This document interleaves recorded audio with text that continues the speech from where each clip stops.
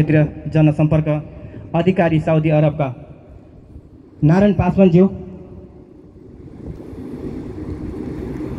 आसन ग्रहण गरिदिनु हुनलाई म हार्दिक अनुरोध गर्दछु। आफू बसेको ठाउँमै आसन ग्रहण गरिदिनु हुनको लागि हार्दिक अनुरोध गर्दछु।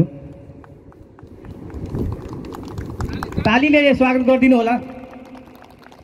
हामीले यहाँ नेपाली होटलको डेस्क राखेका छौँ, हजुरहरूले देख्नु भएको छ होला, क्यान्टिन राखेका छौँ।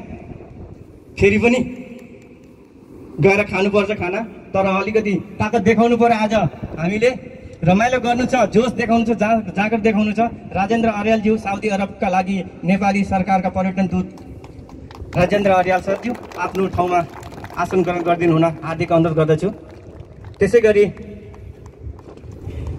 श्रीमती रविना अर्यालज्यू अध्यक्ष गैर अवश्य नेपाली सङ्घ राष्ट्रिय समन्वय समिति साउदी अरब, रविना म्याडमज्यू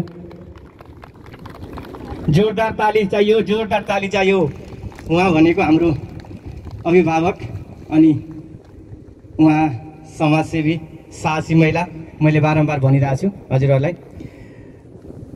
श्रीमती एसबिन बेगम सहिदज्यू सायद उहाँ उपस्थित हुनुभएको छैन। त्यसै गरी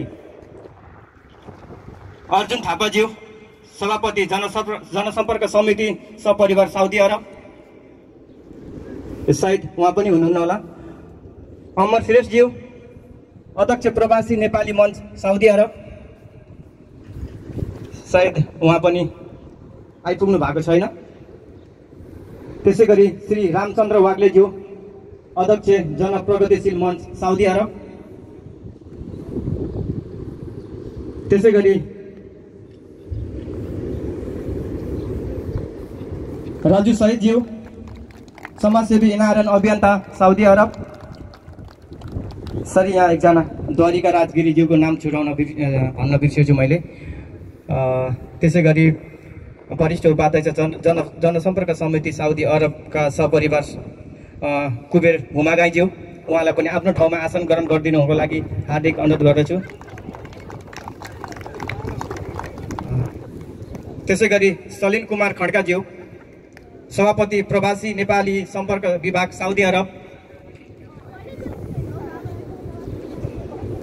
सलिल कुमार खड्काज्यू। श्री अमृत पौडेलज्यू अध्यक्ष अन्तर संस्था समन्वय समिति रियाद साउदी अरब, विष्णु घिमिरेज्यू